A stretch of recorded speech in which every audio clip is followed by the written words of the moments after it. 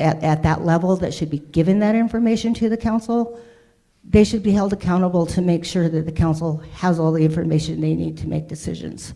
So I think that those are my two differences of what transparency and accountability are.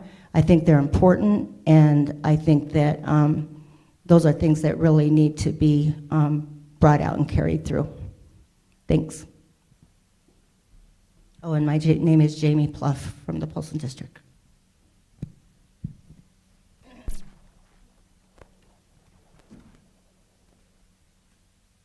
So when I started on council, it was the tail end of COVID, and we had just started having in-person meetings again. And before I got on council, the previous council had instituted an executive team. And so the structure had changed without input from the departments. The departments were told this is what's going to happen and this is how it's going to be. Because I worked in one of those departments and we had those meetings, and it was confusing and surprising to everyone. We were all asking, well, how is this going to work? And we were asked for our input. There were these meetings, but it was still really confusing for a lot of people in the organization and outside of the organization. So since we've been on council, we have instituted regular meetings with department heads, so we can hear from departments directly about what is going on in each department. And the tribal council has also asked for work plans from each department. What is their plan for the year? How are they planning to spend their money? What are they planning to do? And so there's greater communication, and I'm not trying to butter you up, Rob, but we have a communications officer who is excellent, who is out in the community, who is doing these marvelous videos about the organization and what's going on within the tribe. And we also have a new and revamped website that was a huge effort. So I think the tribe is always trying to figure out ways to be more transparent with the membership, because the membership does need to know what's going on. And when I first got on council, things were confusing because we weren't hearing from departments. And people were coming up and asking me questions, and I would say, I have not heard that. I don't know. I have to find out.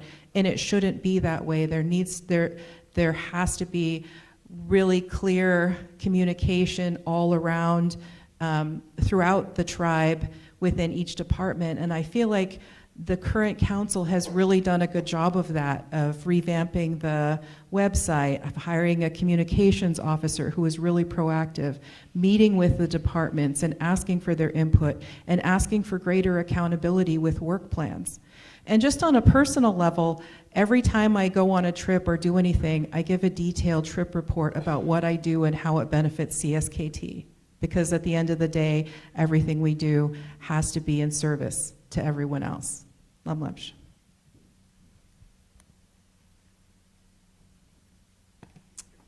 District 5, and I just want to say that was my mistake, Jamie. You were correct. I was wrong. District 5 is now Ronan. Ronan? Correct? Okay, we made a switch permanently. Yes. We write in the rule book as we go. I wrote it. Good thing I'm not on council.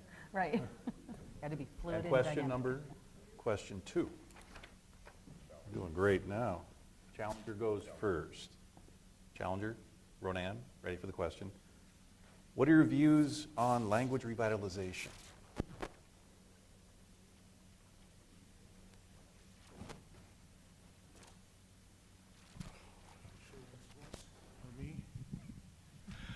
Hi, I'm Ron Couture. Our language revitalization, I think, is very strong on both ends of the reservation.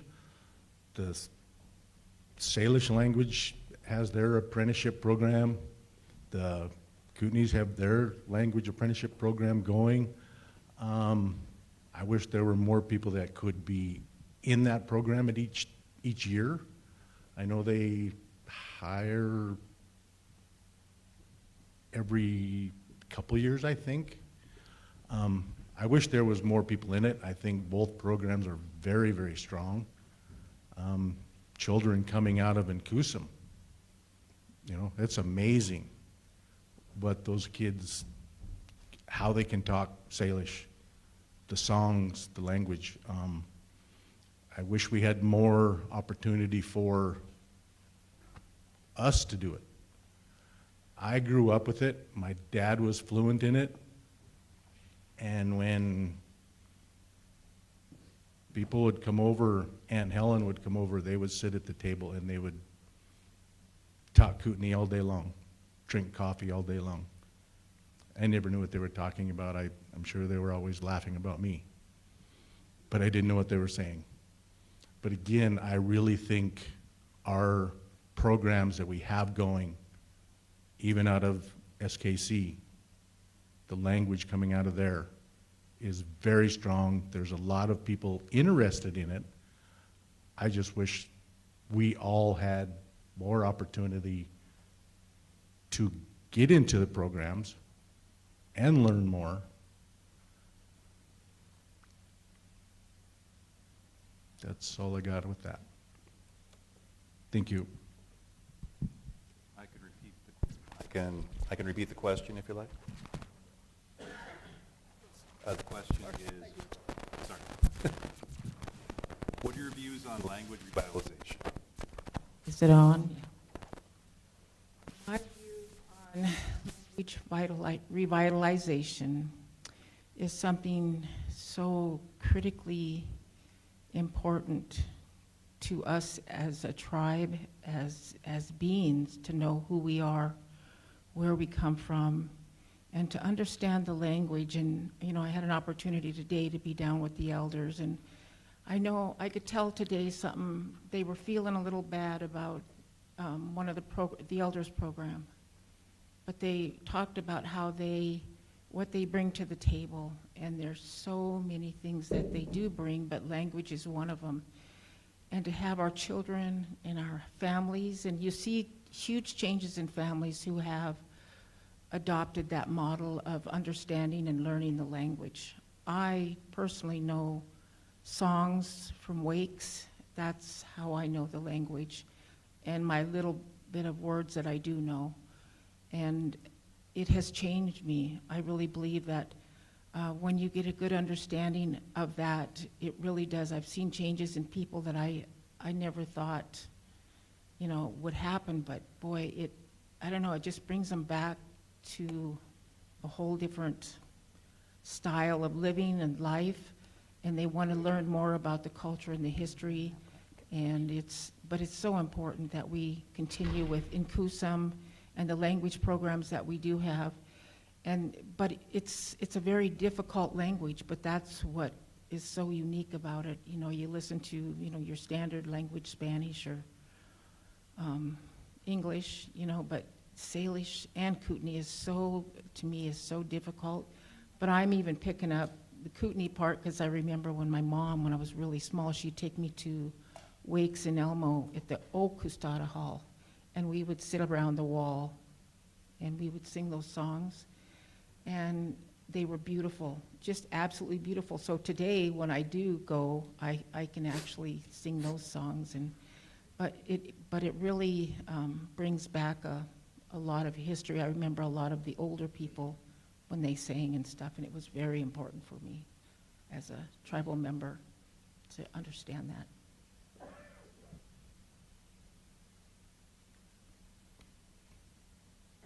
Thank you, candidates, for that. So we're District 3, correct? Yep. Elmo. Elmo. 3 and 3? Question 3. And 2 is the challenger first.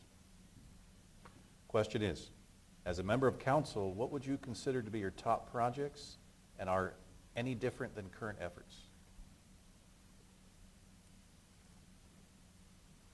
The top projects would have to be our culture. It would have to be our language. That's it's high on my priority list. Our language has to be out there. we have two very well-ran language programs, but to me, we need more. It has to be there. Some say we're losing our identity. And if the language was in every program out here, I would feel very safe. But that's a high project to me, is our language. There are many more, but we are Indian. This is a reservation. We owe it to our ancestors that sacrificed to be here for us to be here today. What did they do for us? They sacrificed. That's why we exist today. With that, that language is very important. That language, that song, we have to do it. For us, we have to give it to that Gen Z generation. You look at that, it's kind of scary. We look at the rate we're going today with our language, pretty slow. And that's my high project for me, would be our culture, our traditional ways, our language, our songs. Hoyas tachas. Same question to the incumbent. I can repeat if you like. As a member of council, what would you consider to be your top projects and are any different than current efforts? My name is the incumbent for Elmo. There are actually two projects that I would like to focus on, in addition to what my opponent says, because language is one of them. But one of them is the Elmo store. The community of Elmo has gone without services for too long, too many years. And now we have a path to move forward to get that done. The other is the establishment of our hot springs property. I've been on council for 12 years, and that's a project that we only talked about it. And we need to get a plan in place to try to develop it, because there were many, I recall when I first got on council, there were many elders that are no longer with us that explained the importance of that water to the people. And it's just really important that we start to use that water. That water is medicine. And so those are the two projects that I would like to focus on. Thank you. Good. District 1, Arlie. Question number 4. This is a repeat question, and it's to the incumbent. Describe your approach to transparency and accountability to the membership.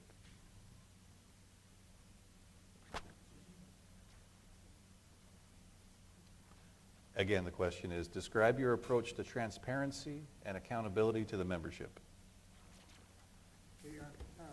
Jim Alter, Arlene District.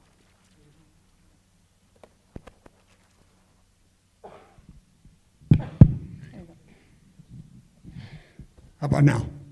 Okay. Yeah, Jim Alter from Arlene District. You know, you're talking about transparency here, and it all means the same thing. You know, we're all talking about the same thing. It's culture. It's culture, it's tradition, it's who we are as Indian people. And in my mind, to sit on this tribal council, to serve the people of our great nation, is you have to have an Indian heart. You need to live the Indian way. You have to live your culture. You live your traditions every chance you get. I mean, I've never swayed from that. I've been here I moved back for good in 1991, and I've practiced my traditions, my culture, everything I can every day. Every day I get up, I go to work. I pray for a ride to work. I pray for my family at home.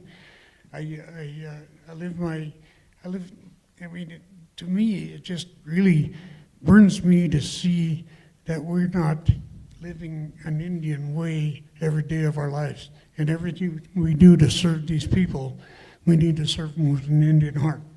And if we can do that, we'll live our culture, we'll live a long time.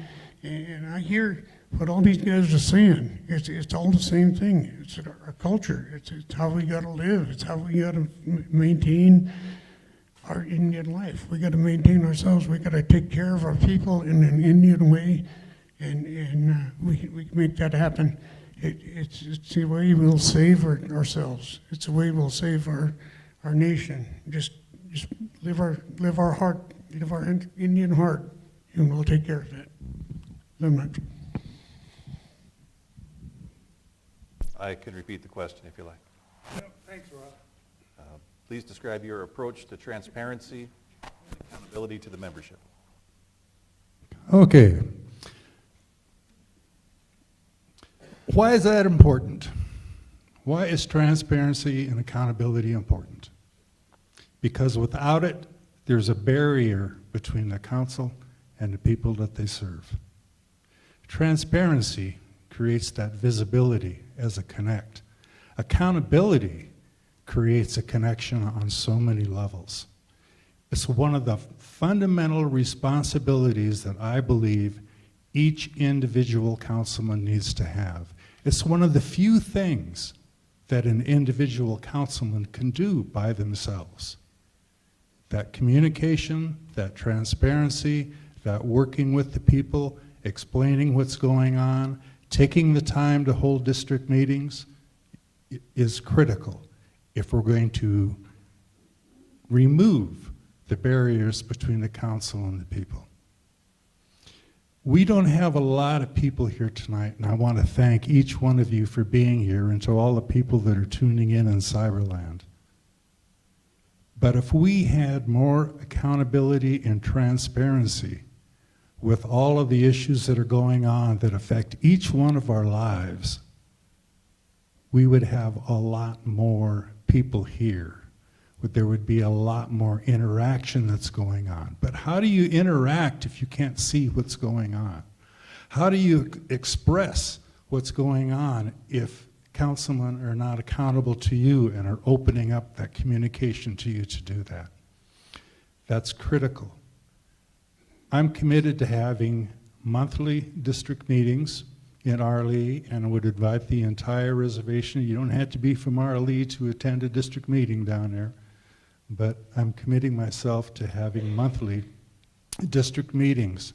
I'm also committing myself to reporting to you through the Charcusta, through social media, through whatever is available about what my experiences are and what is going on. My visibility on council would be your visibility. The things that I see are the things that you should be able to see. The things that I hear are the things that you should be able to hear. So that's why I believe that's absolutely critical. Again, thank you all for being here, and thank you all in Cyberland for tuning in.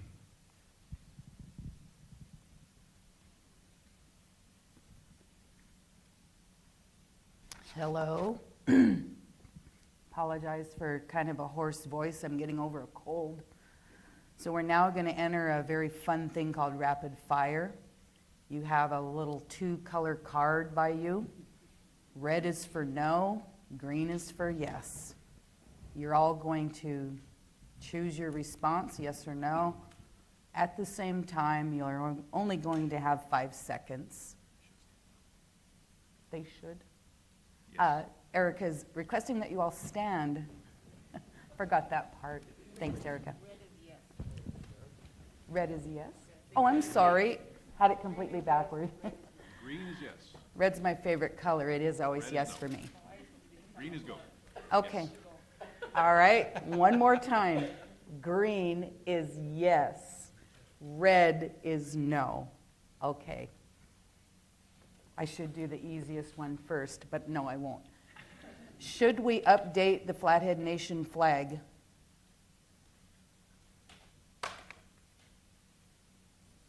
Is consensus possible? Council must work with Congress and the White House.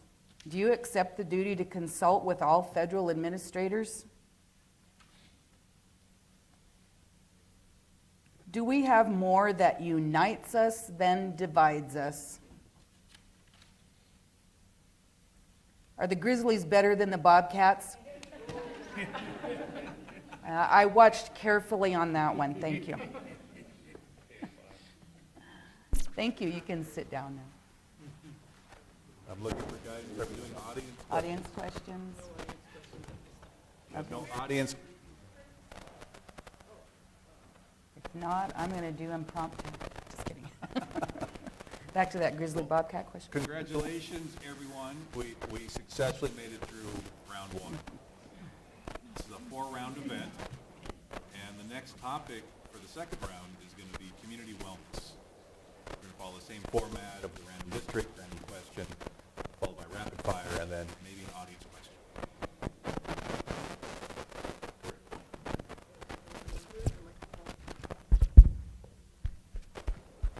I can hear it scratching. Got it. So are we ready to? District, please.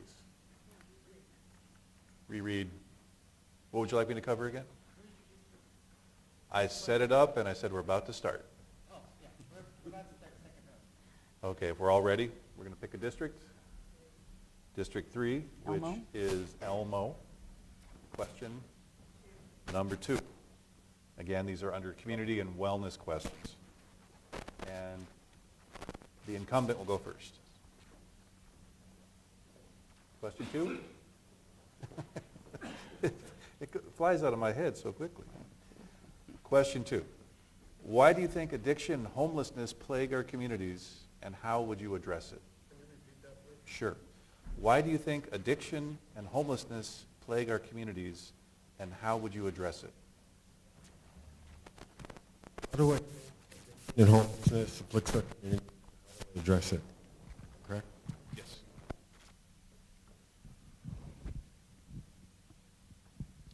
Well, that could be a real long answer. From what I've seen being on council, a lot of those issues start from the family itself, on how we raise our families. It's been really difficult for a lot of people in our tribal community, because of the drugs. Once the drugs infiltrated our reservation, we all seen how that took a toll on a lot of people. We're very fortunate that we've established a homelessness initiative to address a lot of those issues, and then we also have our program with the opioid response, which is we're at our early stages, but I'm seeing success. One of the larger successes that I've noticed is our collaboration with Never Alone Recovery and Salish Kootenai Housing and the tribes, and how they've established that community in the back of Pablo. And because I've talked to those people that participated in there, and I've seen them turn their lives around. I've seen their self-esteem and their self-confidence increase, and their lives change. And I think those are the kind of programs that we need to continue to support and make sure, especially now that we have another resource. It's the opioid settlement funds that we've recently acquired. That could play a huge role in getting these programs to start reaching out and getting a lot of our other, because we have a lot of tribal members out there that are have gone into business for themselves, they're consultants, and they want to work with tribal health and dealing with the mental health issues, mental health, opioid, and we need to start working with these folks so we can work together as a tribal community and address these issues because it's affecting all of our families. All of our families. As I once mentioned, there was a time in council where every Monday morning we were sitting and talking about what family lost a loved one from an overdose. That was every Monday. And those were tough. Those are tough from a tribal leader perspective because... Thank you, candidate. That's your time. Okay, thank you. Same question to the incumbent. Kind of a tricky question, how it's written, so I'll say it again.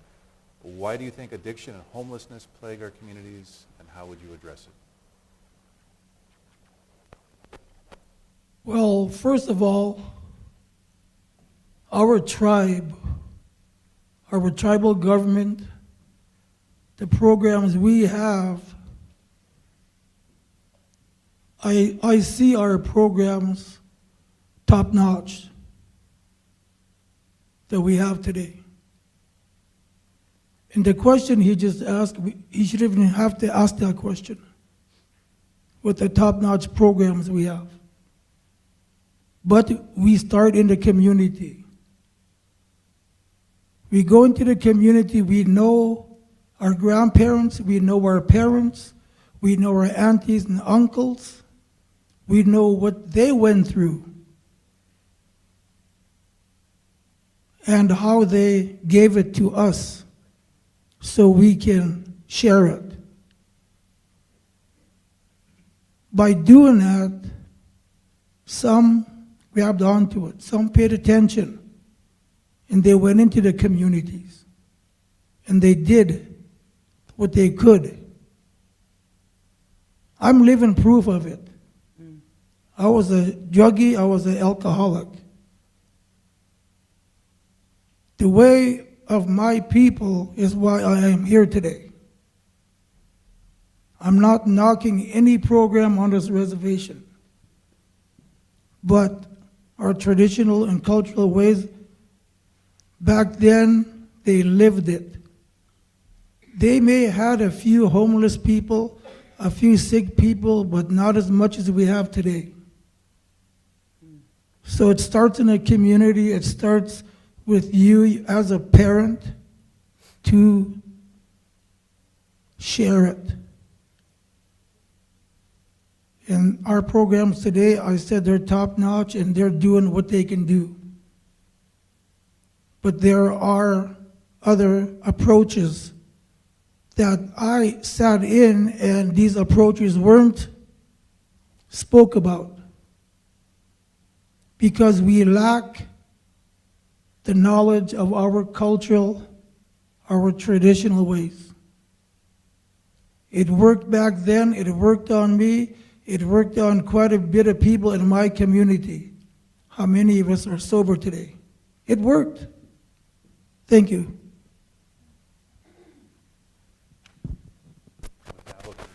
Four. Polson, correct? Yes. Question number 4. And you're going with the challenger. I got those right this time, right? Okay, good. Question 4 to the challenger. Wage disparity. Explain how you would address this issue for tribal members. Wage disparity. Oh, let's see. Is that a little better? Wage disparity.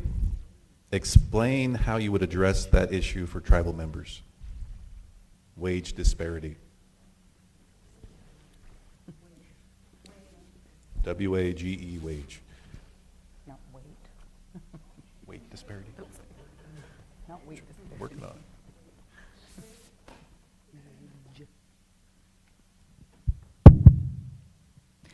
Wage disparity, I think, goes to, well, I think that our tribal organization has a certain, like wages, but I know that it was only recently that they tried to compare those wages to state wages and nationwide. And I still don't think that some positions reach that level of, parity, because we have some positions in our tribe that make way too much money, and we have other positions in our tribe that should be getting paid more. And a lot of times these are single parents or a two-parent household that, you know, just don't make a lot of money. And with the cost of living, it's just hard. It's hard out there. And so I think that because we're a sovereign government, I know that certain programs have to follow federal guidelines, but as a sovereign government, I think that we have the ability to raise some of those wages for our people so that they can make an honest living, make a decent living. Like I said, especially the single parents or the two-parent household that just doesn't make a lot of money. And so I think that that's a way that we, you know, the tribal council can look at doing wage comparisons and make it more livable. Same question.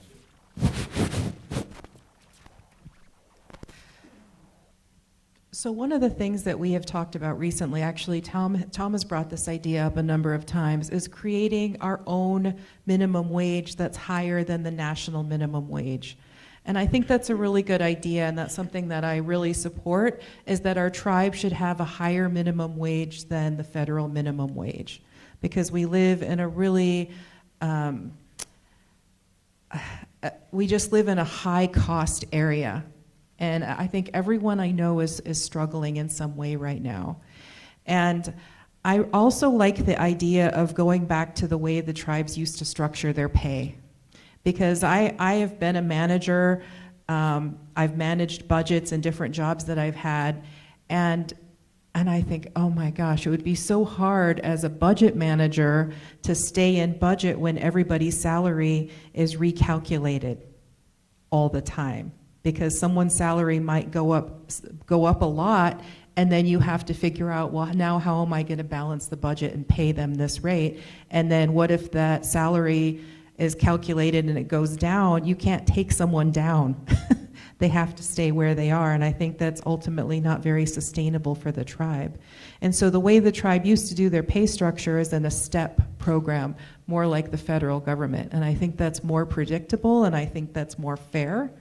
And then you know what you're going to do. You know how your salary is going to grow, and you know what your top is, how much you can make at the very top.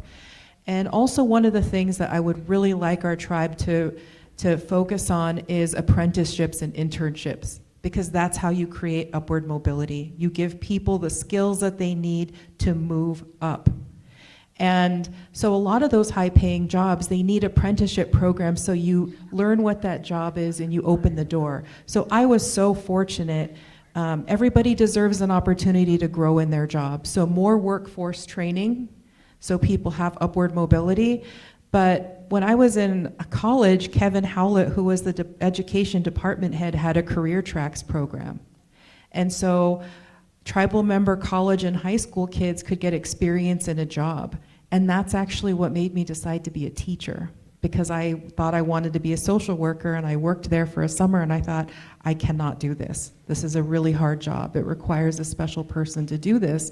But I had an opportunity to redirect my career because I had an internship opportunity. So more internship opportunities. Love Lemsh. Thank you, Candace. Thank you, Candace. District 5. Ronan. Question number 1. Incumbent. No, not the flag. Okay. How do we protect the well-being of our drug-affected children? How do we protect the well-being of our drug-affected children? I know. One more time. My channel's on. My channel's on. How do we protect the well-being of our drug-affected children? The being of our drug-affected children. First of all, we don't allow them to get drug-infected. And it starts with the family. And I believe that if our family unit stays strong, then we don't have this issue. But right now, the cost of of any drug-affected baby that goes to NICU or any of those other special helps. It's very costly, but it's something that we can't not take care of. Having a special needs child, grandchild myself, I know what it takes. It takes a lot, and then it's like through the school systems, through everything that child does, there is, it's difficult. It's difficult every step of the way. But I think what we do is we work closely with them, work with families to make sure that they understand the importance of making sure that child has the care that it needs in order to grow up and be a successful adult. And so I think making sure that we're with them through the school system, and I try to do that. Me and Tom try to get our little guy through the, to make sure that every day he's happy when he goes to that school, and make sure he's fed, make sure he has all the stuff that he needs. And to me, that makes for a happy little guy that's bouncing into the school, and then you hear that his time in school is also special. So, but there is so much when it comes to an addicted child, and I think what we try to do is make sure that parents that if we know parents are using, we need to do something before it gets too serious. I mean, right now, sometimes you see moms who are out there, maybe alcohol or whatever. We need to stop it, and I know the courts try to do whatever they can, and I know there's laws, and it's hard to to do something like that, but it's important that we let them know and educate them know that children with birth defects or with alcohol and drugs in their system is not the way to go, and so we need to do whatever we can to try to educate those families. And then grandparents, I know they're always there to step in and try to take over and help, but it just can't be one person. It has to be a family unit that comes together and helps those individuals that have children with disabilities affected from alcohol and drugs. Thank you.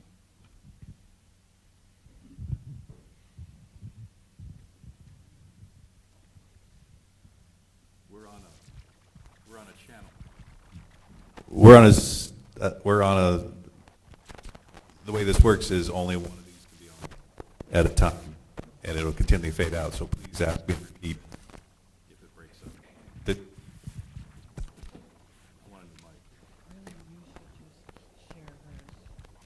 Hold on, we got a solution. At the last event, we had some microphones stolen out of here. There were rappers at that event, so someone got a good microphone. That's why. Yeah. I'd like to personally address them when you find them. Okay. The question again, how do we protect the well-being of our drug-affected children?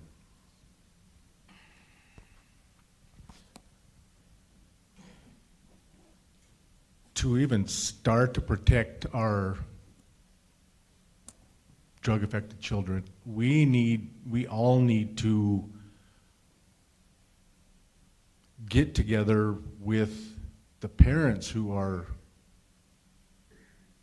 using drugs and alcohol.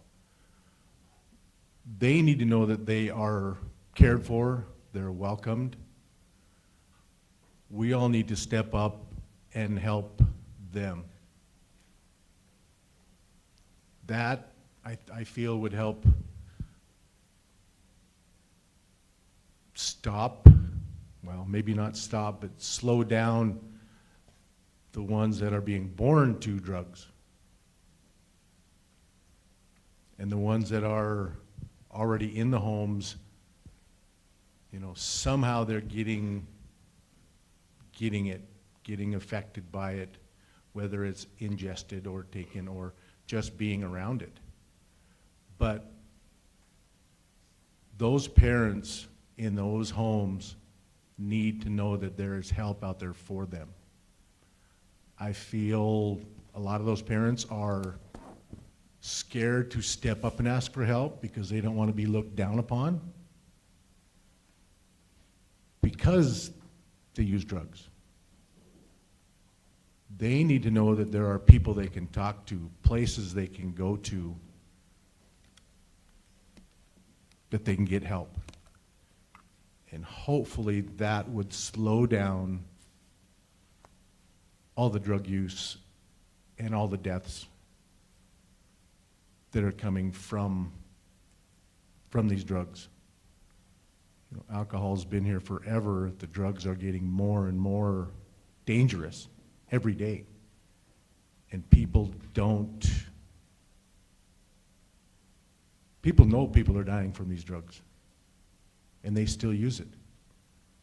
Somehow we need to get to those people and help them get away from it. It is very sad to see we have babies born to this and then they have lifelong effects from it. It is very sad to see that. And then the ones that are in the homes, like I said, find it, and then, you know, nobody knows till it's too late. We just need to, everybody needs to step up and help everybody, each other, and show respect no matter how.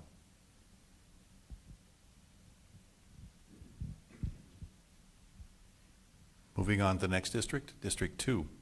At large. Question number. The app has a commercial, so we have a sponsored timeout. Are they sponsoring us? They should. Question is coming. It's a long commercial. Builds tension, anticipation. It's exciting. It's okay, Erica, you can breathe.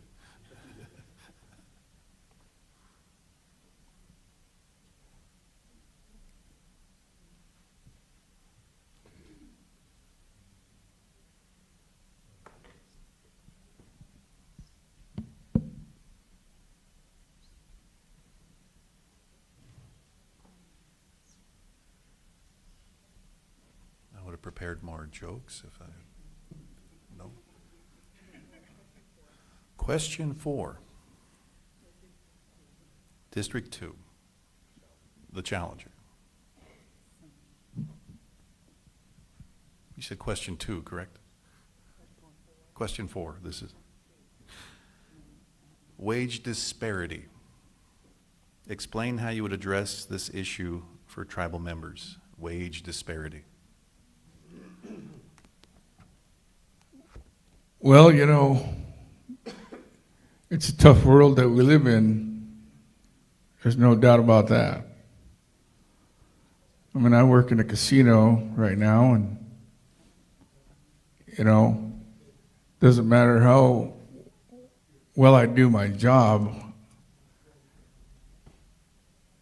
I'm getting taxed more than I should, and then I'm taking over maybe a $200 check because of my tips.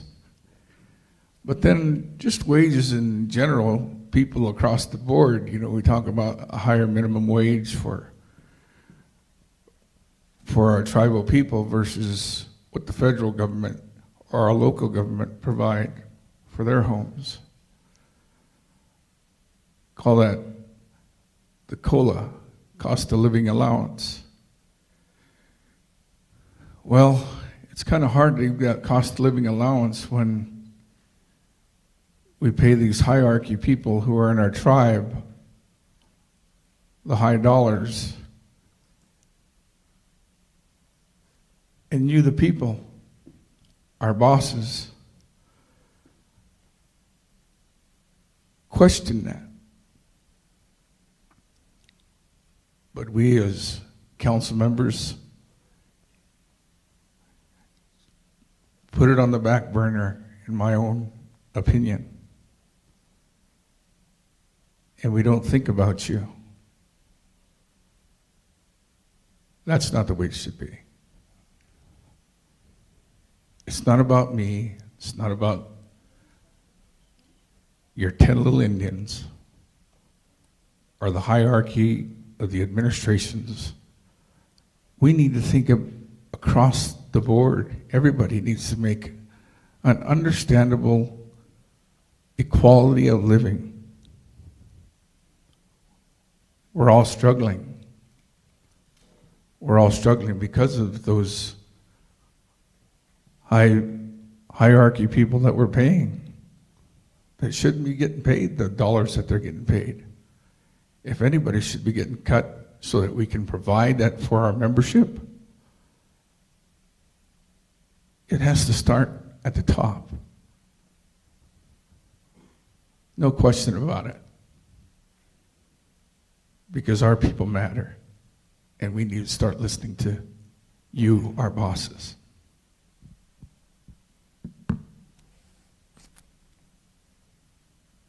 Same question, wage disparity. Explain how you would address this issue for tribal members. Thank you, Rob. What a great question.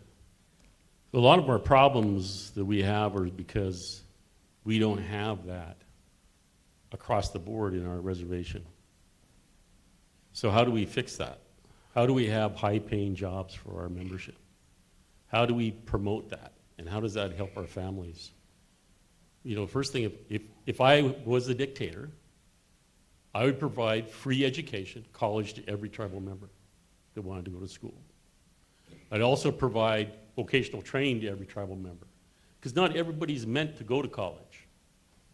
They may be a plumber. They may be an electrician. They may be a mechanic. They may be a welder. They may be, you know, there's a whole collage, heavy equipment operator, of things that are good paying jobs. But part of the issue that we have, if you look at Montana just as our region, and you look at our average wage of our tribal membership and the average wage of everybody else out there, we're down here. We got to bring ourselves up. We got to be able to train our people to have good paying jobs. And that helps with a healthy family. It helps to provide that good paying job. So bringing that equalization of what wages are in our area is really critical for us. And so I advocate all the time for that. Why isn't this institution right here doing more vocational? Why don't we have a buildings trades program for journeyman carpentry? Or, you know, all the other different vocational things just to add to that. And why are our own tribal members having to compete for scholarships that we're financing? And why aren't we having in our different programs that internship, that apprenticeship program, you know, for succession planning, to be able to start that at an early age? You know, part of when we started the River Honoring program was to expose our children to the professional jobs that we had in our natural resource management fields, so that they may be interested in going into that and doing that and seeing other folks, other people of our tribes that are in those professions, role models, whether they're teachers or a hydrologist, they're a forester. It's really important to do that. And all those things in concert lift us to be equal and raise us to a higher standard.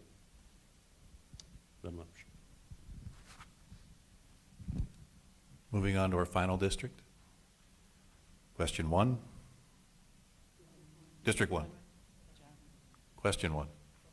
The incumbent. 111.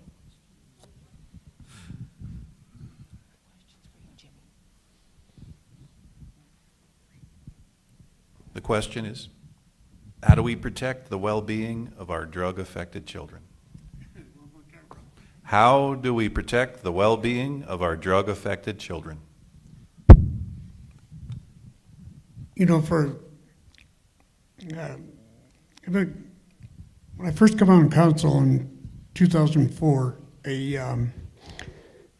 watching over them years and the time, watching these children that are affected by drugs, and this kind of goes with the question that was a little bit earlier about getting them out of these homes. I think the first thing we need to do is the children need to be first. They were dying over drugs. You're finding these kids overdosed. This is a major issue, and it should be at the top of our priorities on our reservation.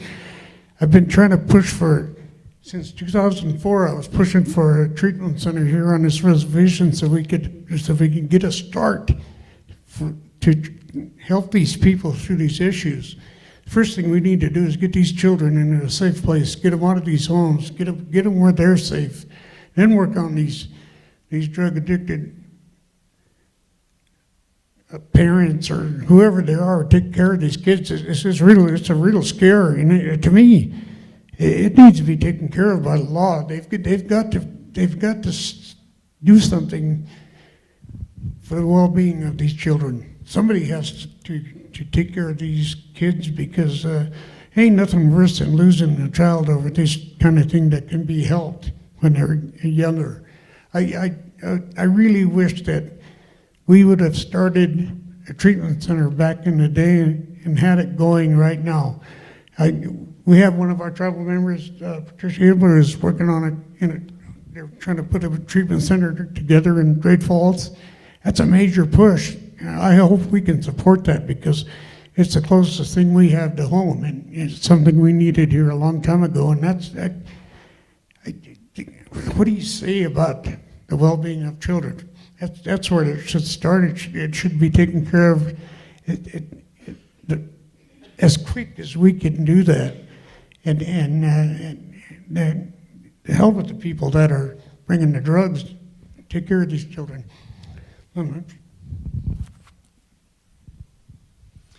It's okay, Rob, I got it. That's a great question.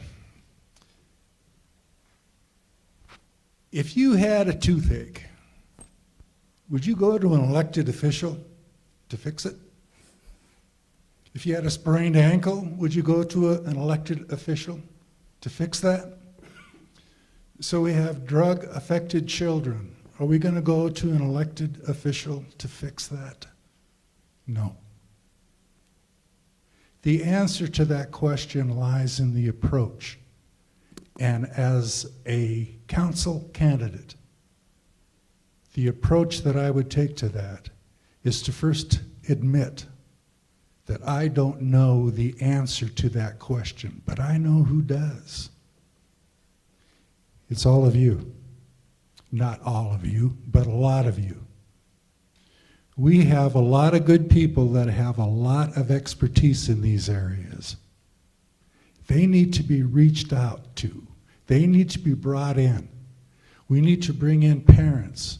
We need to bring in the people that know a lot about drug addiction, that know a lot about the medical effects of that on children, and bring them together and look at the approaches that we can take. An elected official should be steering you in that direction, not saying that I can fix your tooth, I can fix your sprained ankle. No. We need to pull together as people, and an elected official needs to create that opportunity, needs to recognize that we have a lot as tribal people to come to bear on a lot of our complex problems, but they need to be brought in a constructive fashion. That's what we need to do, is take the right approach. We first need to recognize that it's important enough to take the right approach, not shoot from the hip, not just find a solution and say, well, we took care of that, on to the next topic. We need to look seriously at how we address our problems as people, look seriously at the approaches that we take. Something I haven't heard talked about a lot, but you know what 2026 is? It's the 50th anniversary of our path down self-determination. That says that as tribal people, we know best how to take care of tribal people. That means we need to bring that approach of bringing tribal people to bear on these serious problems. That's what self-determination is about, not on the wisdom of one elected official. Thank you, candidates. That moves us into rapid fire again.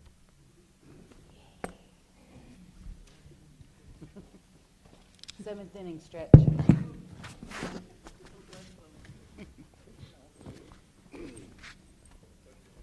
Now remember, green is red.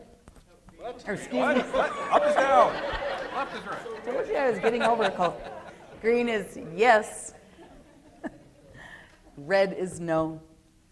Should we consider banishment for our worst repeat offenders that inflict physical pain and suffering on our community?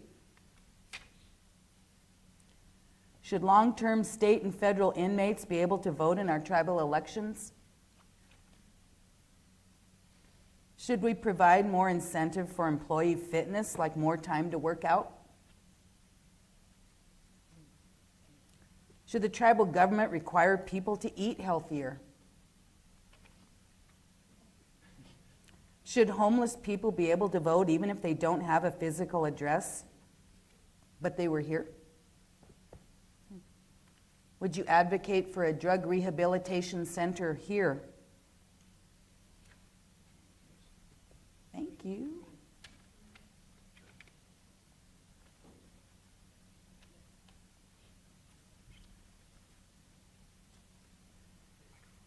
Sorry. Or you go ahead.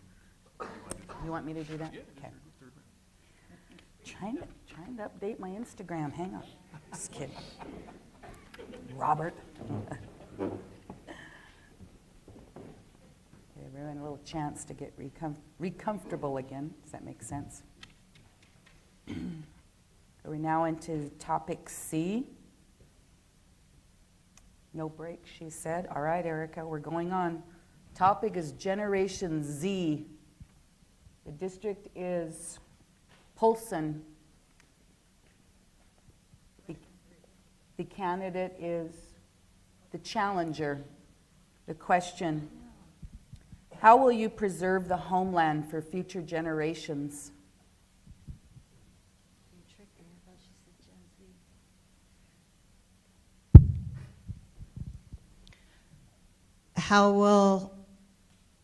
How to protect the homeland for future generations? How will you preserve the homeland for future generations?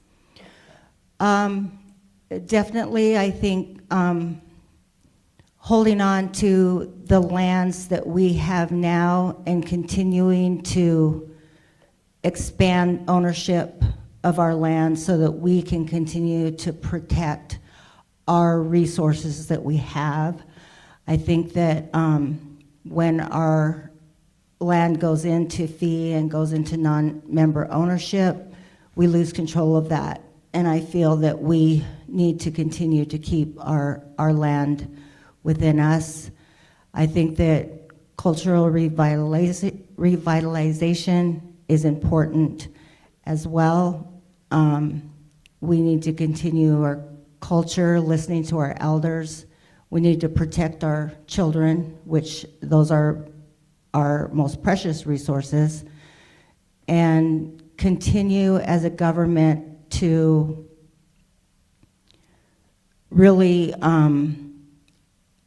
push our sovereignty. I mean, I think that we are a sovereign nation, and we need to hold ourselves accountable to push for issues that are important to our membership and our well-being in our community, to keep our, to preserve our reservation, our culture, and everything in it. I could repeat if you'd like, Jennifer. So our name for ourselves is Kelih, which means flesh of the land. So we are part of the land. Culturally, that's how we see ourselves. We are part of the land, and the land is part of us. Our songs come from the land. Our medicine comes from the land. And even if we don't speak the language, and even if there are pieces of our homeland that we haven't walked on, our homeland knows us. Our homeland loves us and blesses us with songs and blesses us with medicine. The animals come to us when we need them still, because the land knows us. And it's our responsibility to protect it. The land is depending on us to protect it. And our tribe was the first tribe in the United States to develop a tribal wilderness area that will never be developed to protect habitat. So being stewards of the land and having a spiritual connection to the land is who we are. And I'm so proud of the fact that our tribe is the first tribe in the United States that has a tribal civics program that's free on the CSKT website.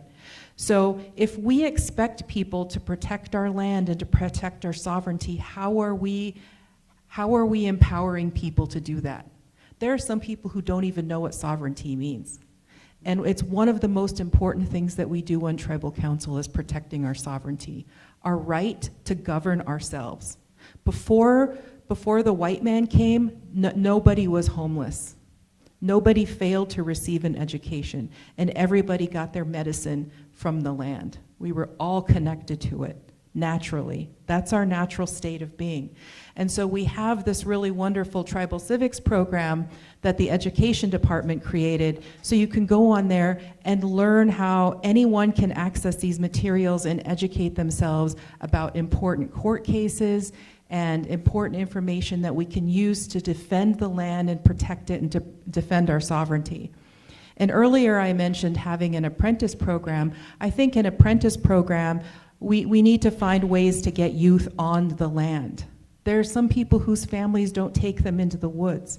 And I am just so lucky that my grandma Madeline always told me, she said, remember this about me, Jennifer, remember how much I love these mountains. And it's our responsibility to protect that. And through something like our tribal civics program, people can get skills that they need to protect our sovereignty and to protect our land because it's depending on us. Lemlipsh.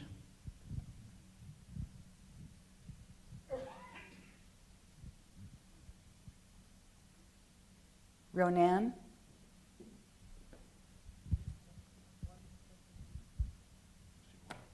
Challenger?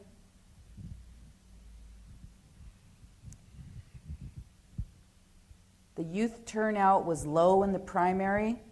What would you say to 18 to 25-year-olds who did not vote?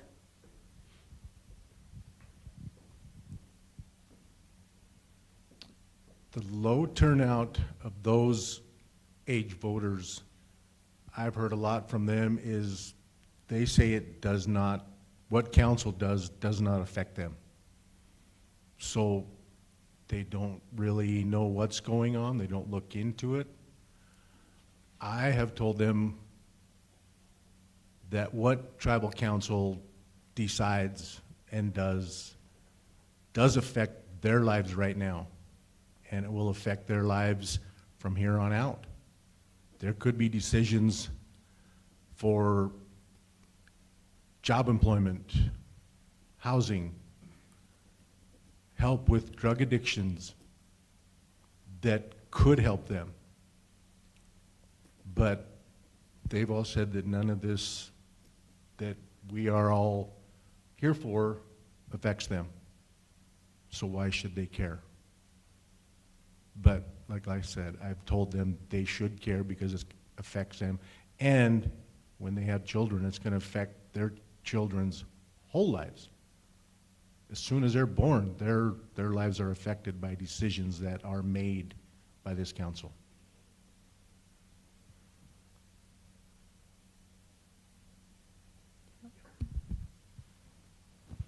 Want me to repeat the question? Please. The youth turnout was low in the primary. What would you say to the 18 to 25-year-olds who did not vote? I would say this has been a lifelong problem from the day I was born, and probably prior to that, age 18 to 24, that had the ability to vote just don't vote. I was one of those people. It didn't make a difference whether I did, but as I got older, I learned that that was a false presumption on my part, that it does make a difference. How I would try to change it, I don't know. Normally we feed. I don't know if you start giving out money.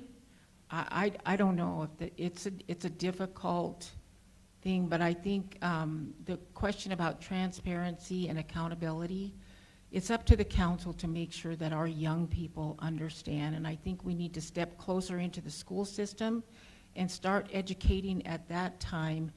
We have a few people from the tribe in the school system, but I don't think we do enough to actually educate our people about what's going on. I know we educate the teachers and try to get them up to speed on what the tribes do, but I don't think we do enough in that arena. And I think it's important that we go to assemblies or do whatever we can to step into schools and let them know this is why there's a difference if you speak up, if you vote. And scholarships, everything from food on the table. Some kids don't even have homes to go to. A lot of them surf, couch surf. And I think if we had a ability to provide maybe even homes to young kids that don't have homes to go to, that would be helpful. And then getting a warm meal, doing homework after school, being able to go to sports, games and things like that, and encourage kids that, yeah, the tribe does step up. It's normally a parent's responsibility, but if a parent's not there to do that, the tribe needs to step up and do their part. And then hopefully the kids start to see a change that will possibly give them hope that the tribe is there and they do need to vote and they do need to, they can make a difference. Thank you.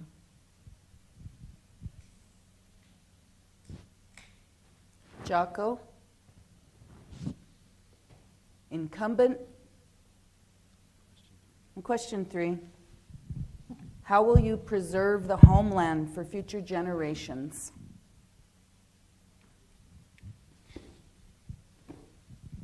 You know, we got really good resources right now. We have we've begun this process, I think, a long time back, and I think it's working. I would just continue to make sure that we take care of everything we have, all our resources for our future generation. We work hard. I listen to Vice Chairman Tom McDonald. He talks a lot about the resources and everything that's happening with us within our tribe, and listening to it, watching it, it's working. Those are the kind of things that are going to set forth our future for generations to come. And I really think that we're on the right track. I would just keep pushing for what we're doing and pushing hard and making it move quicker, getting it to where it needs to be, because the time we're in right now, who knows what's going to happen. You know, this whole thing could turn around. It could change, stop everything. So we need to push as a tribe to make sure we take care of it, take care of the future for our tribe, take care of our resources, take care of our tribe in general, take care of everything that we do, and keep up the good work that our staff, the people that work in this tribe every day, and just keep up the good work. I think we're on the right track. Want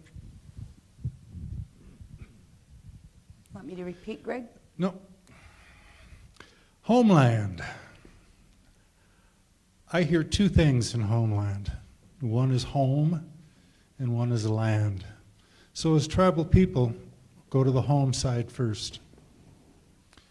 Home means it's where you belong. There is a connection to it, okay?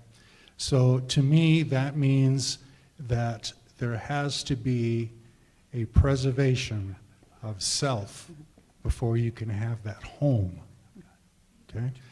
So we're currently, what, 1.2 million acres, give or take, and we used to be 10, 15, 20 times that? I would rather see in the future a smaller reservation with people who know who they are, who hold tribal values, who hold that wisdom that's been passed down through so many generations. I would rather see that than a reservation that's 10 times the size that we are, and people who are lost, who have no connection with the past. So homeland begins with home. It begins with who we are as people, and that needs to be preserved. Land, okay, land. In this day and age, preserving land for future generations is an economic transaction, plain, pure, and simple. If we don't own it, if we can't buy it, then in this world, it isn't going to be there. It isn't going to be available. So we need to take a look at it from an economic standpoint. And let me just say this. We're about 300 million a year pumping into this area, and we don't have a tribal economy. We have a non-tribal economy that we feed. We have a non-tribal economy that competes with us and drives up the land prices.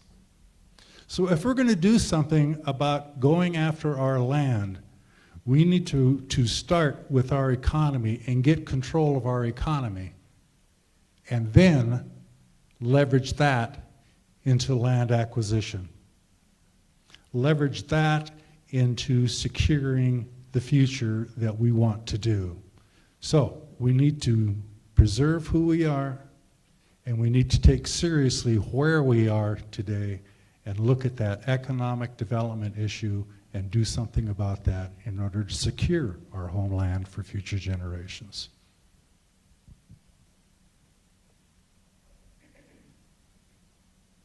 Elmo Dayton. Incumbent. Question 2. Describe an issue that is critical for the success of Generation Z, the cohort ages 18 to 25.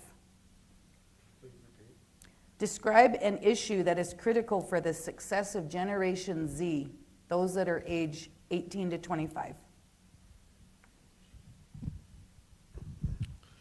You know, I'm not going to lie, when I was driving up here, I just kept thinking, I sure hope they don't ask me a question about Generation Z. But no, that's a good question. You know, as we all know, Generation Z is that generation that were the ones that were born into the World Wide Web. They were the ones that were more technologically advanced in today's world.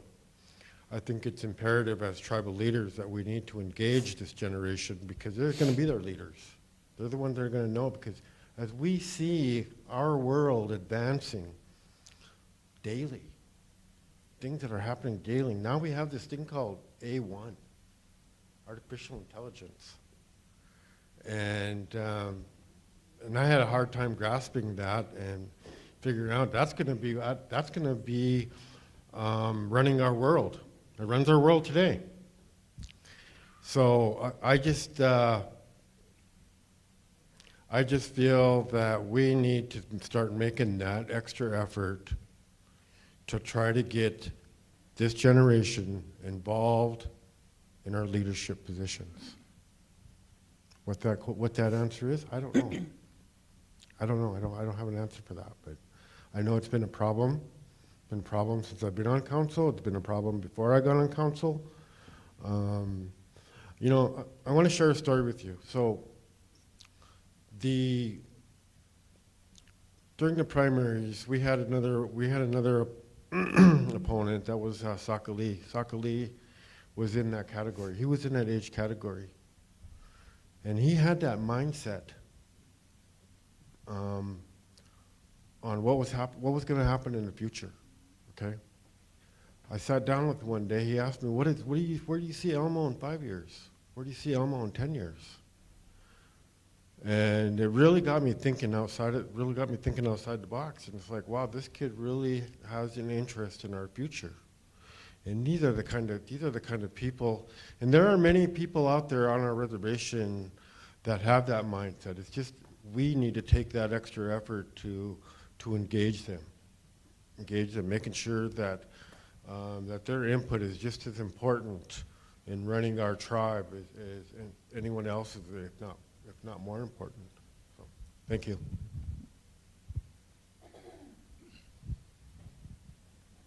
Repeat the question, please. Describe an issue that is critical for the success of Generation Z, ages 18 to 25. Did you say successful? Critical for the success of Generation Z.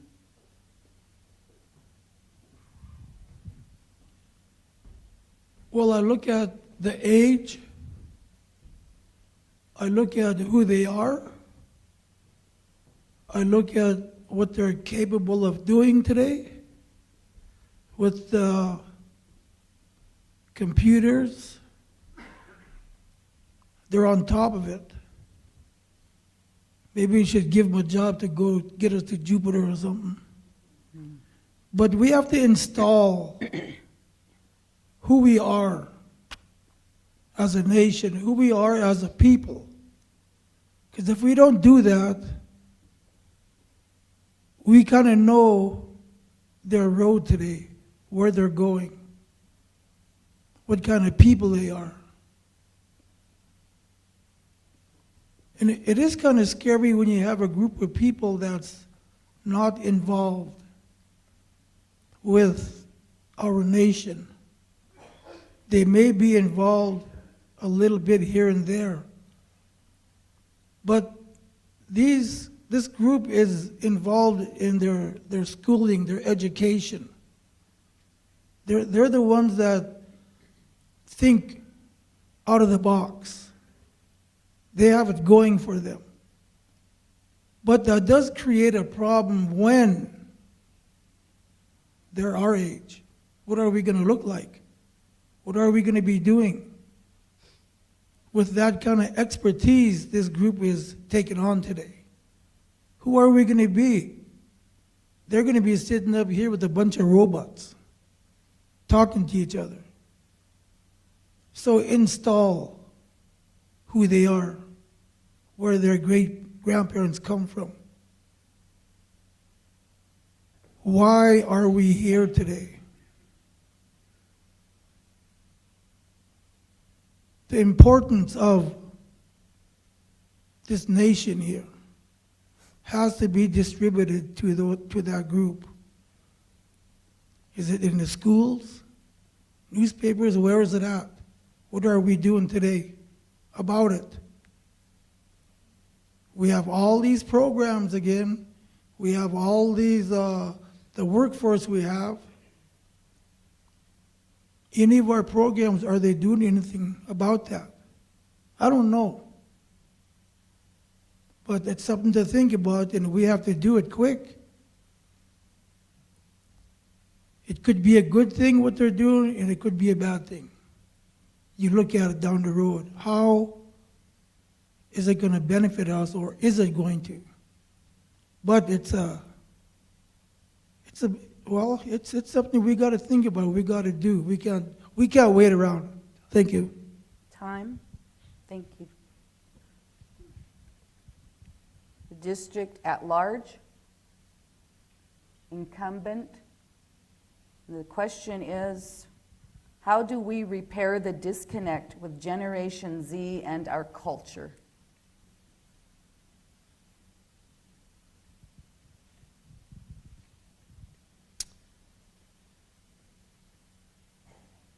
You know, one of the interesting things about youth today is what everybody's been saying is how technology is such a main part of their life.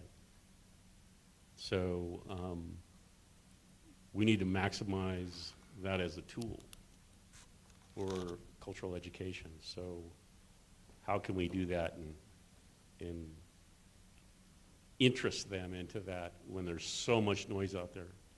There's so many. I can't imagine being an 18-year-old or a 21-year-old today because there's so much, you know, from the vast amount of different drugs that are bad for you to all the noise on the internet, Facebook and whatever, you know, all that. And there's just so much at them. So many competing things, you know, where they sit at home and sit in front of the TV and do gaming or whatever. Seeing young men that don't go to college anymore. And this is across the nation. But you have to be able to use that as the tool. So we need to do more programming. That means like when I think about youth today, what is the most critical thing for me is like climate change. If I'm an 18-year-old today, what does that mean when I'm 70? Is this going to be a livable place? It's one of the most critical things. So how can we blend in culture into that, to bring that as an issue. So a friend of mine, Jermaine, and I wrote a grant called for NASA of Living Landscapes. Where it was talking about climate change and bringing our elders and youth together to talk about the issue. What does it mean? And bringing that together in an interesting format. So that's an example of something that I would want to try to continue to promote, to bring that, to bring it forward. The other thing would be to have more events as far as the landscapes, because we don't create more land. We only have what we have. It's critical we buy everything that we can.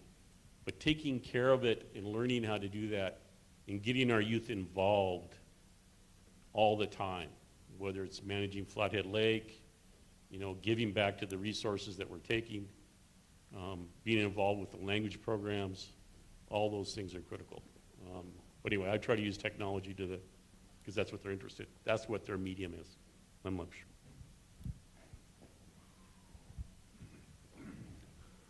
Do you mind repeating the question, please? Certainly. How do we repair the disconnect with Generation Z and our culture?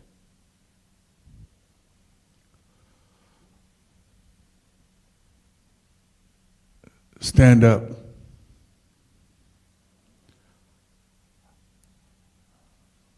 Make them be inclusive. Make them a part of you. Show them leadership. Show them what true transparency is. Be there for them. Walk the talk. Teach them. Show them the way. Sometimes you just need a little insurance. Motivation. One of the greatest things I can think about is just knowing the self-worth of a person. And I did it at the Academy for Walmart, teaching numerous people who came to the Academy. And it was something that I'd learned from my grandson, who we raised since he was just a little kid. Now he's 19. And I always told him,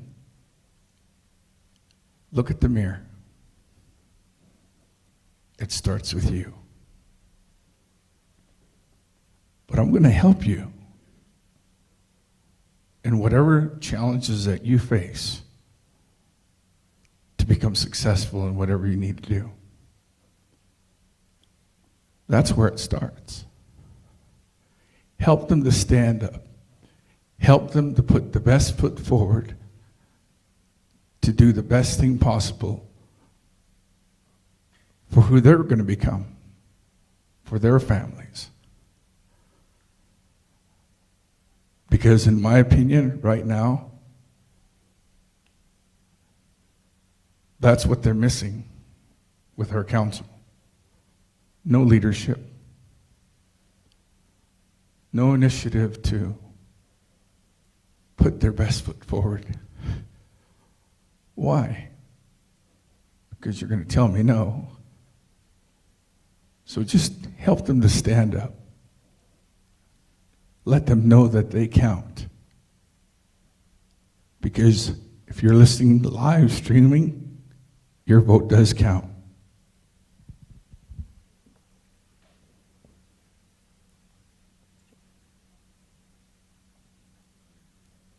Oh, excuse me, we're at rapid fire.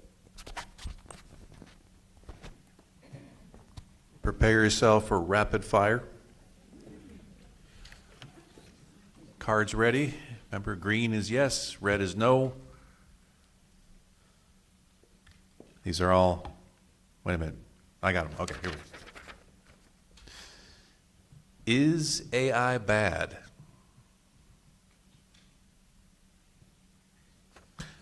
Do trans lives matter?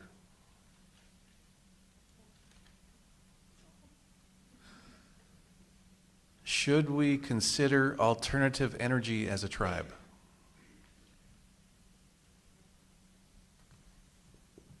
Will you advocate to expand high-speed internet access? Lastly, should our government do more to address climate change? Congratulations, we've made it through round 3. There, yeah, applause, everybody, please. Yes,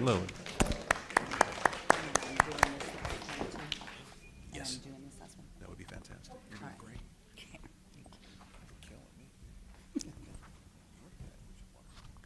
My younger, better-looking cousin says I'm doing great. Okay. Flattery gets you everywhere. The fourth round topic, CSKT Constitution. The district is Jocko. The first responder is the incumbent. And the question is, do we need a comprehensive CSKT constitutional reform effort? Oh, the microphone is where? Sorry. It's coming.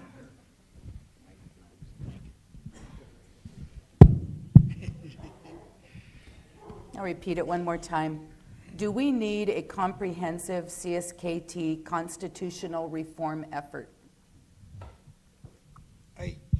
Yes, I believe we do. And we need to put some great resources toward this effort to, for we're trying to do here. I'm sorry, I just lost track. But we do. I really honestly believe we need an effort to, for our people. I'm sorry. And so, the quicker the better. I sitting here and listening to everything that's been said throughout tonight is everything that's been said has been to better this tribe, to better the effort for everything that's happening within this tribe and what's going to be the future for us. And I say that because I have a lot of family members that are very young and coming in and that are going to be a big part of this, I hope, a big part of this tribal effort to become what they're going to become. And some of these things I don't understand myself because I'm not a college educated person. So I don't understand them a lot, but I know that through listening to the people that I do know that are really well informed with these issues, we need what we can to get for this tribe, and I really believe that I will follow that because I'm looking to for the future of my children, my grandchildren, and my great-grandchildren that it'll be here forever.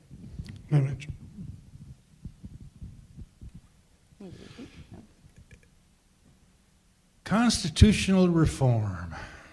Hell yes. I was fortunate enough when I was younger to be able to spend a lot of time with my great uncle, Charlie McDonald, who was one of the first tribal councilmen. And he was around when the referendum vote was taken that adopted our existing constitution, first in the United States. But we got duped. We got duped. The Constitution as written, if tribal people understood just what that was going to do, they never would have passed it to begin with. The reason they passed it is because the chiefs were on the council, and there was a connection to the decision-making processes and a connection to the people that was there. That's what was promised, and that's what was delivered in name only. So when those individuals passed on, we went from a council of 10 plus 2 chiefs to the existing council of 10. We've talked a lot tonight about the importance of cultural values. We've talked a lot about what we need to do to preserve our way of life in terms of the language and in terms of our own survival, even our homeland. Looking at it from the standpoint of decision-making as tribal people and putting in place what has been in place for so many years and what the elders expected to be in place when they adopted the Constitution in 1935. We need to move back in that direction. We need to do that as people. It incorporates a decision-making process that involves you as the people. It doesn't just create a legislative body in a tribal council that sits up there and makes all of the decisions. It needs to involve the decision-making process that as tribal people we have always used, which involved tribal people through the chiefs and the sub-chiefs. That's what's important in our survival, is our decision-making that we do. And in order to move forward with that, we need to look seriously at constitutional reform. Okay, District Ronan, the challenger.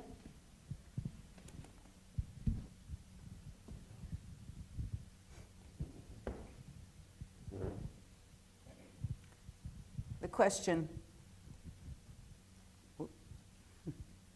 3, Kim? Correct, thank you.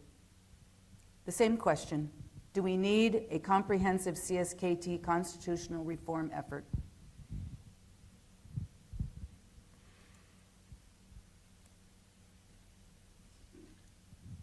To make changes to the Constitution, I think well, I should start with, I'm not sure we need to reform it. To make changes to that would be big decisions that could or would affect all the tribal members.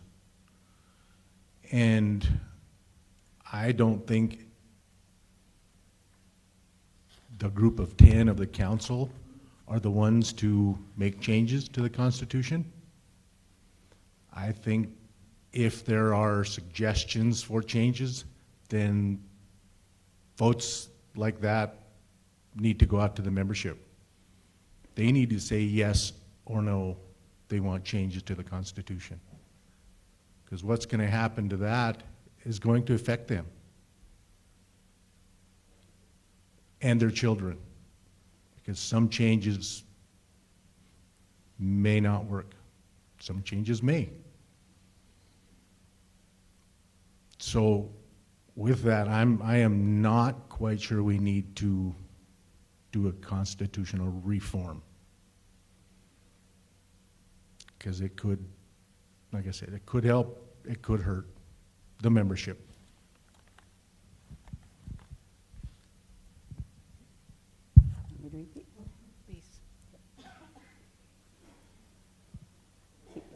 Do we need a comprehensive CSKT constitutional reform effort?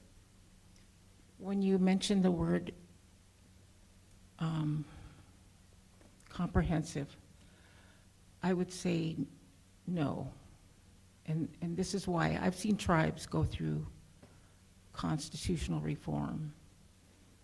And if you look at some of the tribes that have, and not only were they moving from chaos, but they went deeper into, I think, worse situations, where when they have an election, the whole council's removed, the whole administration's removed. I'm not saying that our people on this reservation would vote for something like that, but unless we have the opportunity to educate our membership to know exactly what they are voting for, it gets to be pretty scary. And I've just watched this on the enrollment issue itself. And I think that people are in tune enough to know what they are voting for. And so I think if you wanted to just give the people an opportunity to vote on a reform, it's scary, but then I think it gives it's the voice back to the people. Constitutional changes are changes by the people. It's not the 10 making those decisions. It's a vote of the people. And I think it gets scary. I know there's a couple of issues that really need to have constitutional reform. One is the Secretary of Interior's signatory authority. You take that out, because I think us as a tribe, we make those decisions. We have a legal department that keeps us above the law, and usually when we're entering into an agreement, those are agreements that come together with both sides, legal counsels, and and you have the knowledge and the wherewithal of what you're trying to do to make sure it's done properly. But I think there's major changes. Any major changes, I think, would be a huge mistake. But I don't think our people would vote for that, tell you the truth. I mean, I just think it would be up to us to, and when you talk about transparency and accountability, we don't do very good sometimes at providing that information. And I know it's my responsibility as a council member to make sure that gets done. But I also got 9 other people that are there that sometimes don't always agree with me. So thank you. Okay, the district is Polson. The responder is the challenger. And the question,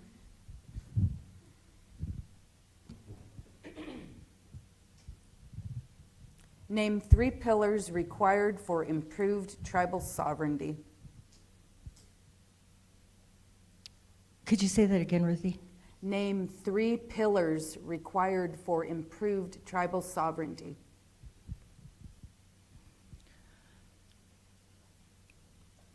Well, I guess educating the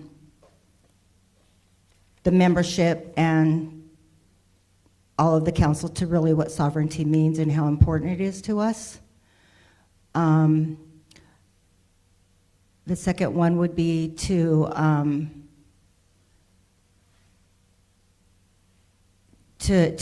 administer that sovereignty. I mean, I think a lot of people talk about it and they speak about it, but they don't really turn it into action.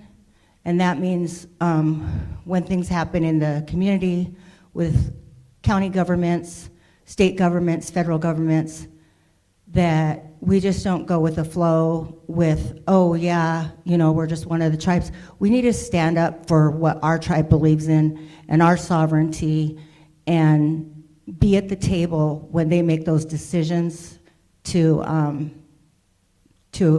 express our sovereignty and to be there for it. So you said education, being there.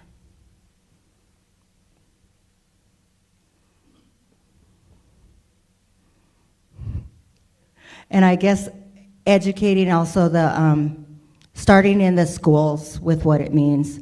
I think that, especially on our reservation, we have 2 Eagle, and I think that they really let the kids know about tribal governments. I know they have a civic class. They're the ones that's doing the forum next week, which I think is awesome. I think more of our schools really need to be understanding of what tribal sovereignty means. And I don't think that they teach that, not even in the community, and we just really need to share that and get more community involvement with kids so that it starts at a younger age. Thanks.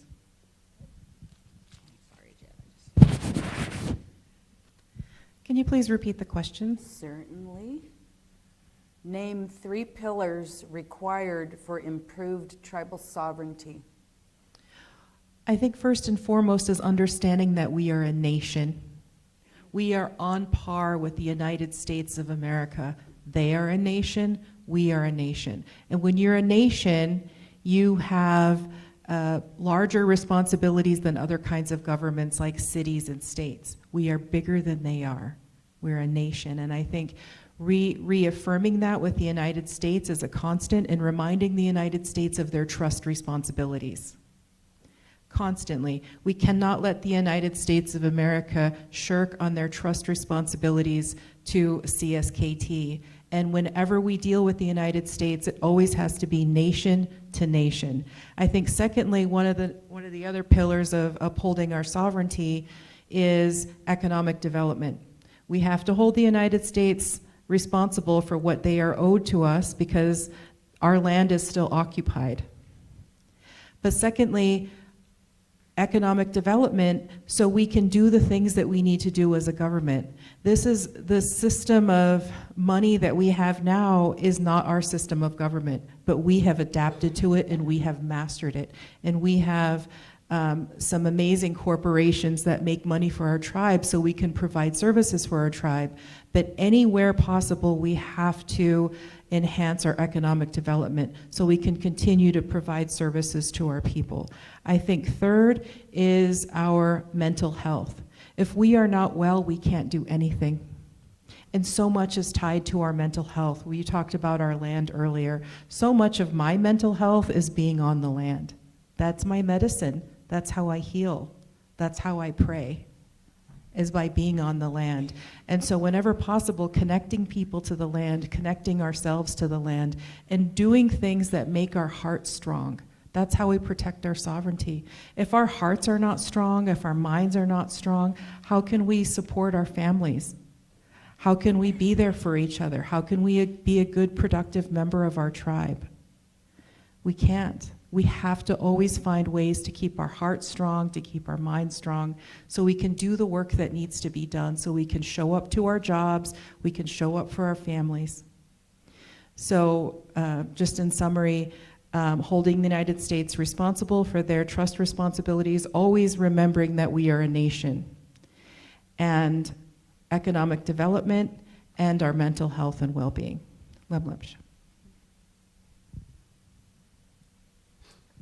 At large, the challenger. Question, is that two, Kim? Thank you. Oh boy. Are there any constitutional reforms you would champion?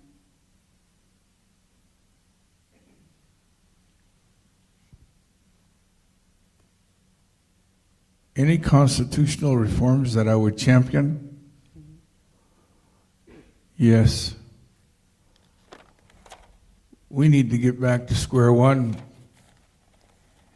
And when I say square one, I always have been to quarterly after quarterly after quarterly. And I spoke for the people, not just for myself. I spoke for my family. I spoke for friends because of things that they thought were not going right, not being addressed, because they're intimidated by these 10 people who aren't being inclusive, not showing any diversity, not showing any culture or traditions. In order to champion the Constitution and the reform, we have to be inclusive as members of council. We have to diversify ourselves to know that each and every individual who's a member of the tribe has a voice.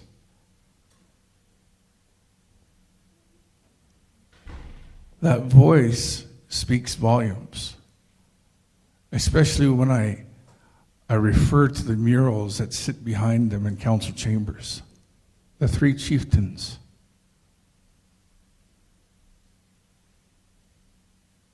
It was referred to very eloquently, I believe, of what Greg was saying earlier about those 3 chiefs.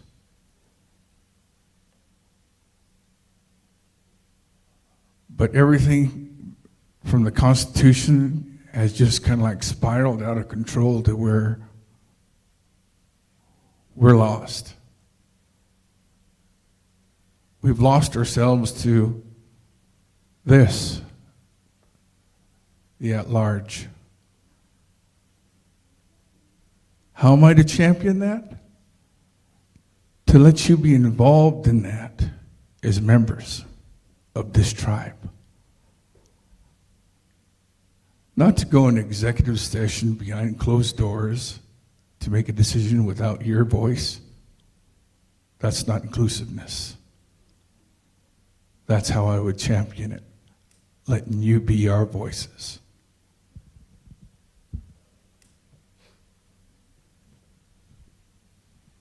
You don't have to repeat.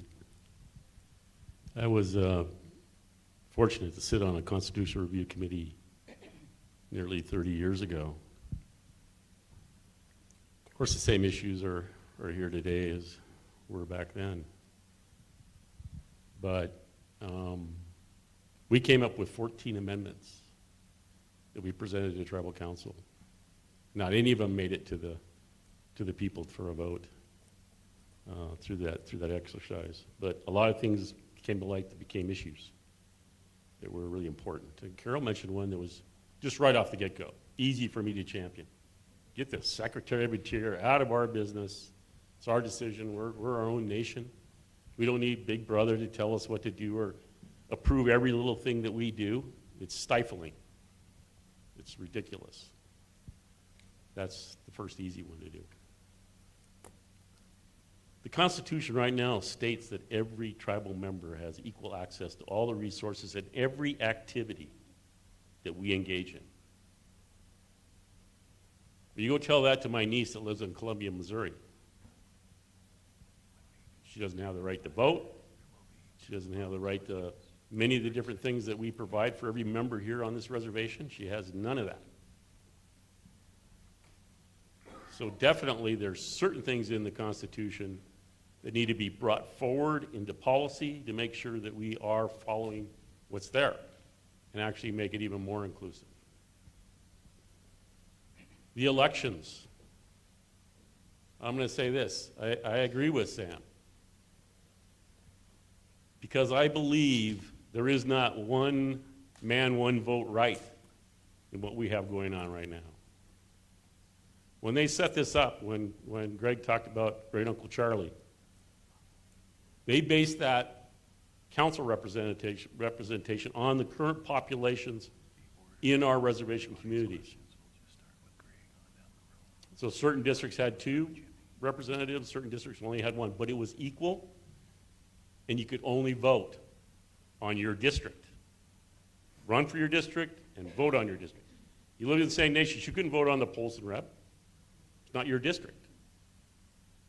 So if you want district representation, let's have district representation.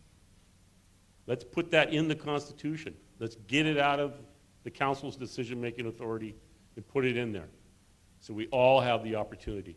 You think one day I did the Dixon population, I looked at it for how many people could run for office. 25 people that were basically eligible to run. In Ronan that same year, there was 700.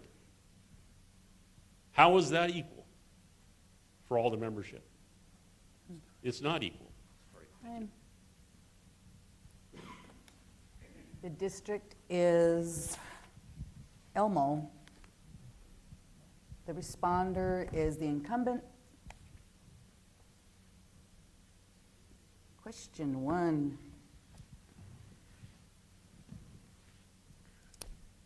What is your position on enrollment?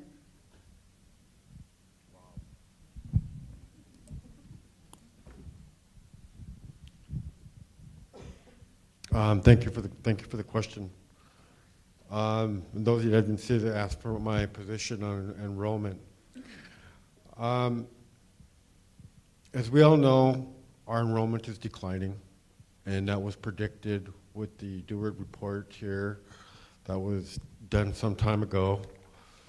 And so yeah, we need to start taking measures on our options on what we need to do to either maintain enrollment or increase enrollment. And I think we're,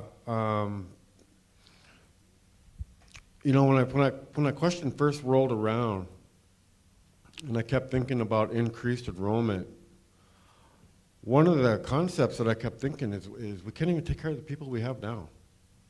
Can you imagine if we doubled enrollment? What would, but regardless, if our membership, our descendants, they're part of us. They're us. And I think they need to be included. And I think we need to start looking at ways to change our enrollment to start including a lot of our people, that because many of these people lived on the reservation all their lives and have never been enrolled. So that's that's my take on enrollment. Thank you for the question. Repeat it to see if I heard that right. What is your position on enrollment? My position? Well, my position is, I'm open to a path to enrollment. A path to enrollment. In this, you have over here, we lose, let's just say, just as a number, we'll say we lost 40 in this year. We lost 40 tribal members. Well, let's put 40 on to keep that enrollment number steady, to keep it even. That's a pathway to enrollment. Of course, with that, you would have enrollment committee. We have 3 tribes that we represent, so we'd have three tribes to meet. And those 3 committees, tribes would do the criteria for it. What criteria would be open, would be written down, where if you wanted to get enrolled, you have to do those criteria. You have to learn your language, you have to sweat, on and on and on. You have to prove to this committee that I want to be enrolled. I want to be enrolled. You have to prove it.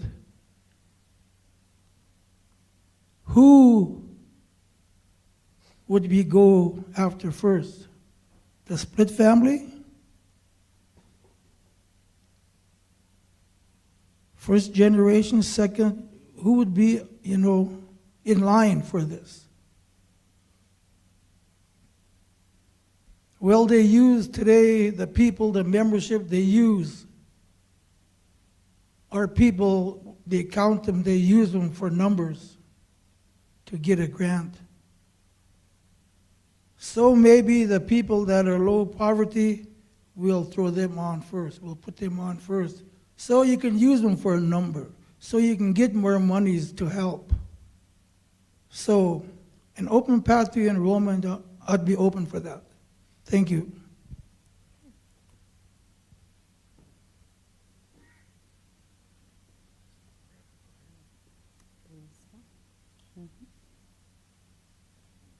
Rapid fire?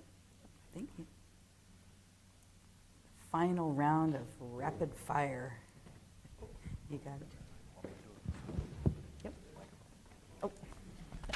On your feet, please. We're gonna get it. This is the final round of rapid fire, and there are 2 written-in questions from the audience. Do the candidates support leave for schooling for their employees? Do you support the Answer the Phone initiative?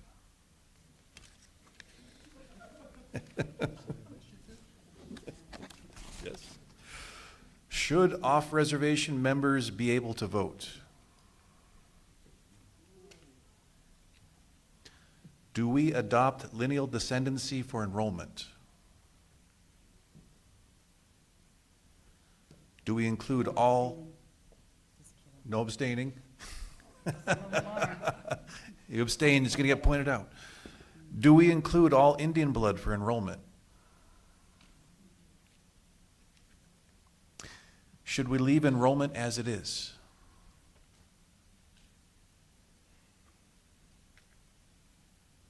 Should we lower blood quantum requirements for enrollment? Have you read the Constitution? Green, green, green. That concludes our rapid fire, and I want to let you know we have audience questions. These are 30 seconds to answer. There are multiple questions, at least two. We're going to start at the very end and work our way down. Second question, we're going to skip one and then all the way down. The timers will flash the yellow at 20 seconds. So 30 seconds goes pretty fast. Do we have the audience questions? Ruthie might have a third one. Am I going ahead with those audience questions? All right. So first question is from Erica and Arlie. Will you please tell everyone your name, your district, and why you decided you are running for council? Oh, I'm Greg Dumont here. I'm running from the Jocko Valley, or the Arlie district. And the reason I'm running for council is because I have been asked to, and I have been supported by some of the people that I treasure the most. I've dedicated my whole life to working for my tribal people, and this is just the next chapter in that.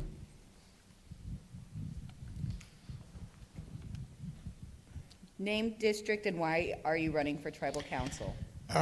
District is Arlie, Jim Holliter, I'm the incumbent there.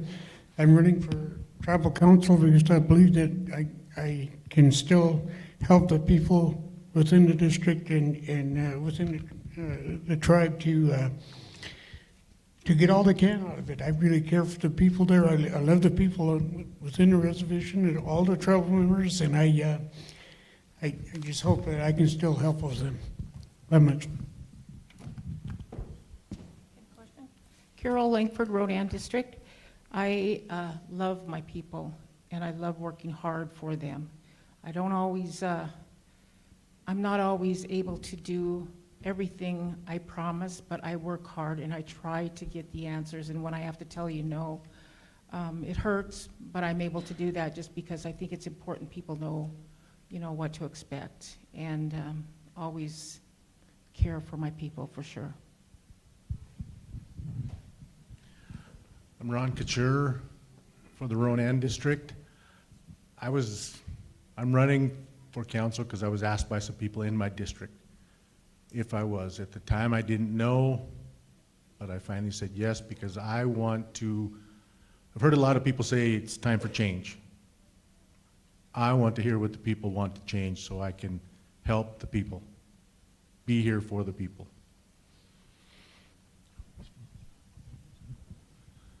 Good evening, Junior Kayai.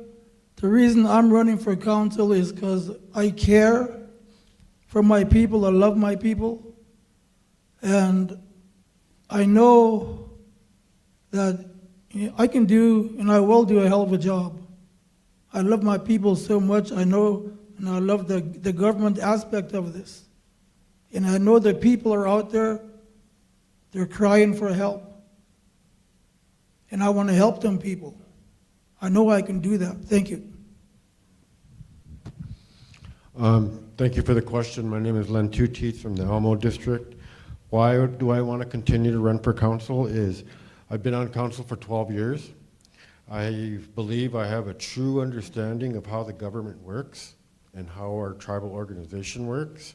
And I believe that I'm able to help the membership maneuver around for access to services within it.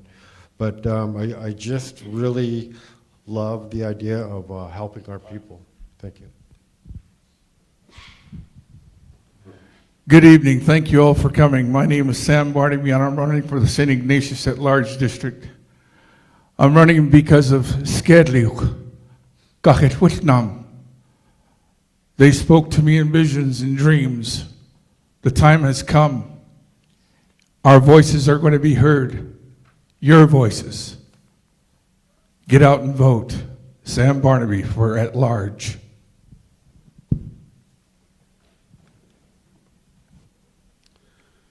Tom McDonald, at-large candidate, incumbent. First, I want to thank everybody for coming out tonight. I was asked to run again by numerous people. I believe I have more to offer. I've given my whole career, life of service to the tribes and the resources. I care about our people, our land, and our water, and I want to make things better for the future. Thank you very much.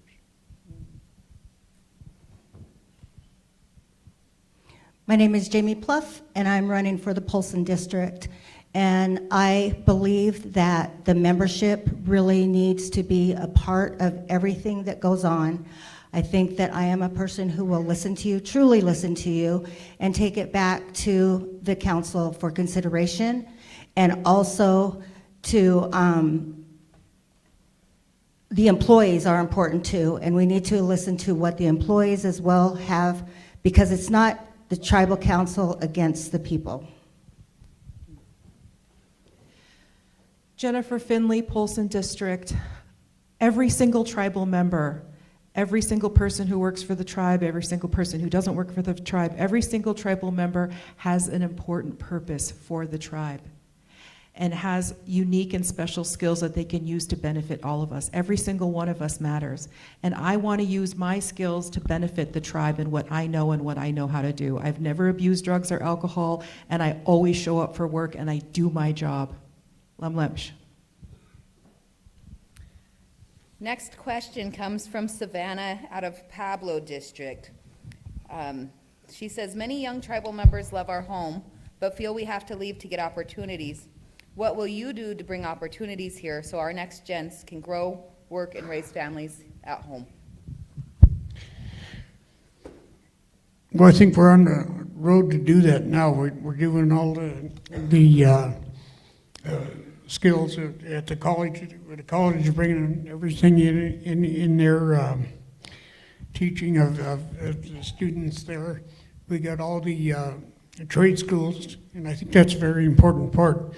Is this trade school is going to teach people how to do a job that they can do here and take off and make a living for their family. And I think that's the most important issue is whatever. Thank you. That's your time. Sorry, guys, these ones are only 30-second answers. Sorry. I'll repeat the question. Many young tribal members love our home, but feel we have to leave to get opportunities.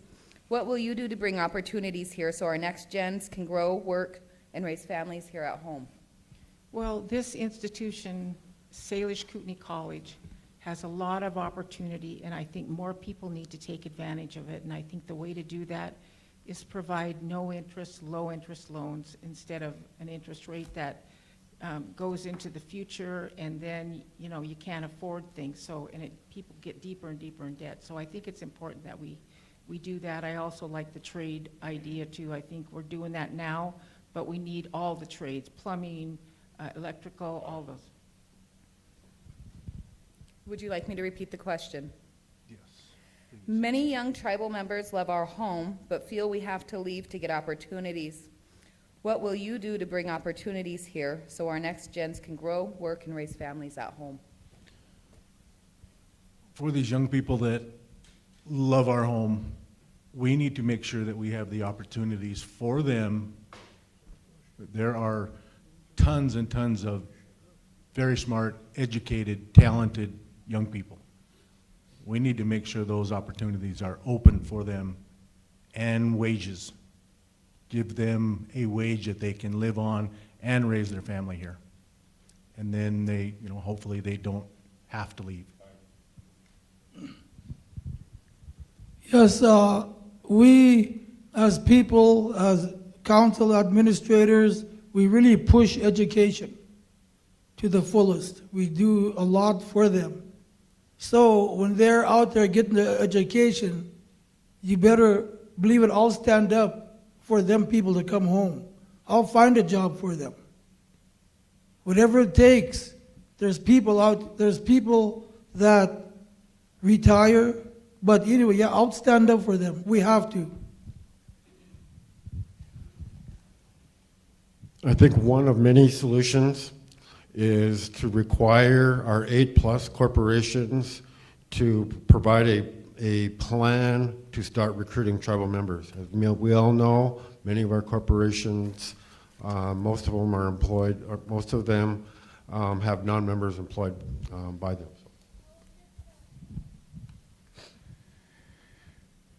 Educate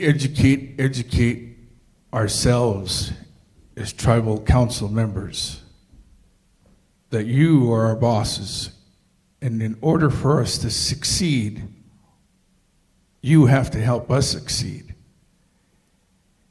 And if we're not doing our job right, come and let me know, because that's how it's going to get corrected.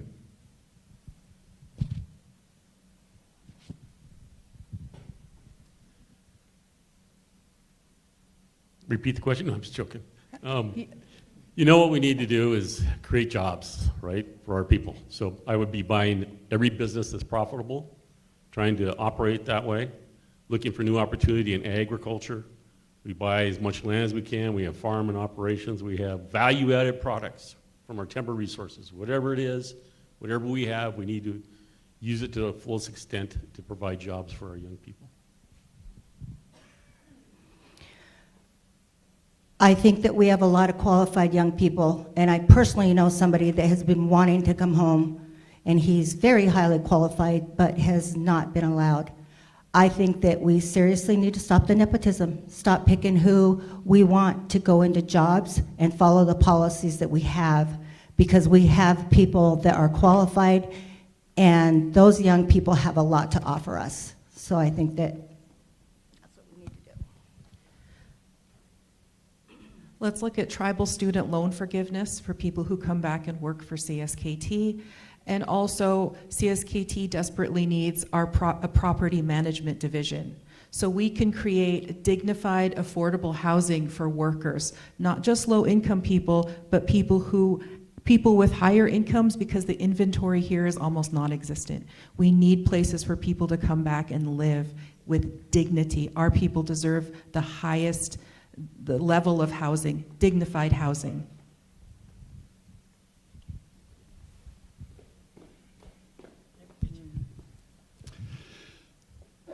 One of the proudest moments of my 50 years service was creating a bunch of jobs for tribal people right here in a reservation out of absolutely nothing.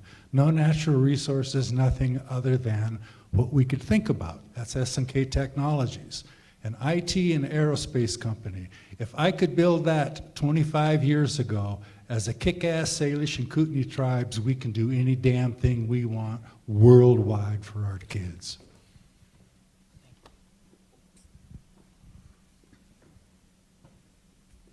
All right.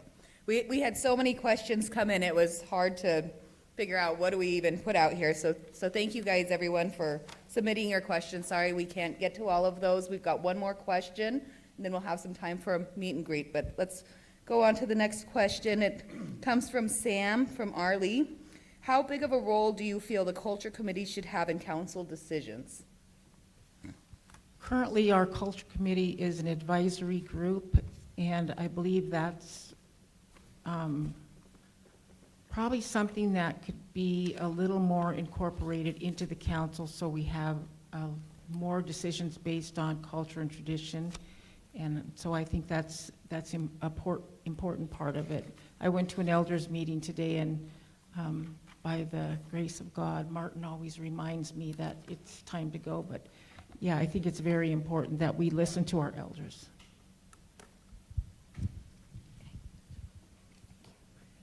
I think it's huge for the culture committees to be involved in the tribal council. They need to be involved, and they need to be heard. I think they sometimes feel that they're listened to, but they're not heard. Answers or questions are asked, suggestions are given, and then it's just swept under the carpet. So they feel like they're not being heard, but it is huge for them to be involved. that question again? How big of a role do you feel the culture committee should have in council decisions? How big of a what? A role? A role.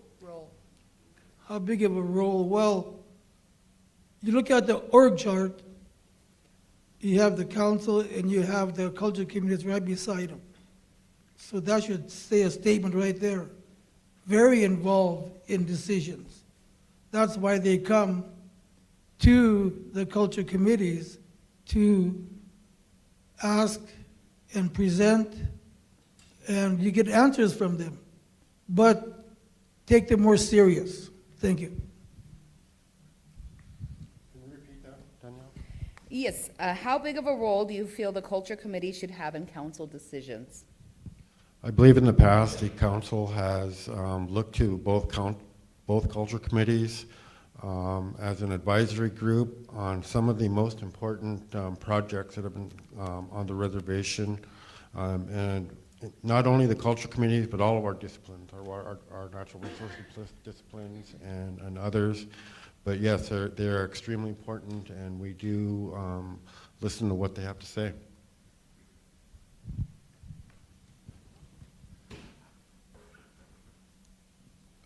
I believe the culture committees on both ends are very, very important because that's who we are. But we shouldn't sidestep them and ignore them and just do what the 10 little Indians want to do without taking into serious consideration of what they've said. Their words count.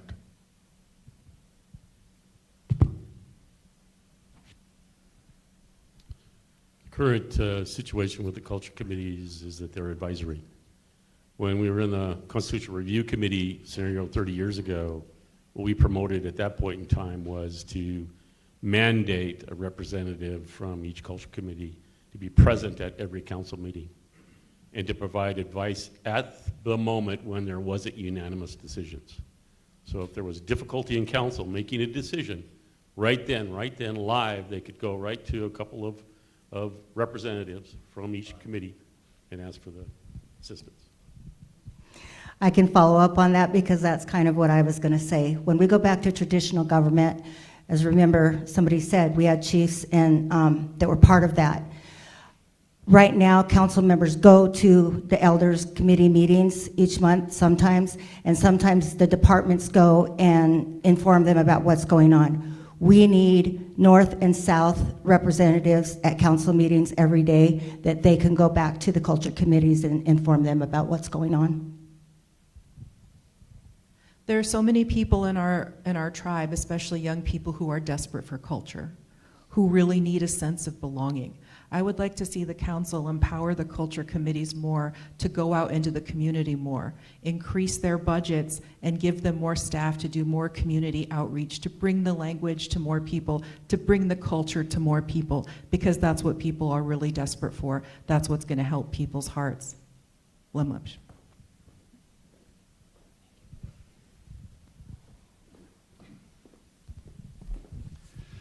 Well, we have no checks and balances in our Constitution. So what I would propose is that our elders, which is the closest things that we have to chiefs, our elders committees actually have veto power over what the tribal council does. That would require the tribal council to have a supermajority, almost unanimous, in order to get anything done. Next. Yeah, Limlish. You know, I've known these elders, these culture committees for years and years, and even when I wasn't on council, I've listened to them for years. I love every one of them. I believe that they are in their positions as highly rated to advisory committee for us, for the tribal council. They will tell us what we need to do. This lady won't leave me alone. Get you in a headlock. All right, you guys. answered it. That wraps up our questions for the evening. Can we give a round of applause to the candidates this evening? And a round of applause for our moderators, timekeepers, video people, everybody that helped put this on. Thank you, guys. So, and thank everyone for coming out tonight and everyone that's watching online. So please encourage your friends and family to go vote with you Saturday, December 13th, or Monday through Friday at the Vern Claremont Building here in Pablo from 7 to 5:30. What? Monday through Thursday. If I said Monday through Friday, I apologize. So you can vote absentee Monday through Thursday at the Vern Claremont Building here in Pablo from 7:30 to 5 p.m. between now and December 11th. We do value your feedback, so if you're online, please leave comments on there. And if you've got some feedback, get in contact with Erica. We'd love to improve. This is our second forum that we've put on, so we're learning. So thank you for working with us through our technical difficulties tonight for our online viewers. If you need help with voting or need a ride, Erica Shelby, her number is 406-240-8229. I'm going to say that again for our people online. 406-240-8229. We also have Two Eagle Rivers School staff here, or she was here earlier. I don't see her anymore, but they would like to invite you to the forum that they're hosting Tuesday, December 9th, just down the road at the high school from 5:30 to 7 p.m. And we do have a little bit of time left here in the building. We have until 9 o'clock, so if the candidates would like to stay and meet and greet you guys that are out here, if you guys have additional personal questions for any of the candidates, we have the space until 9. So thank you guys for coming, and everybody get home safely and happy voting. Thank you, guys. Both YouTube and Facebook.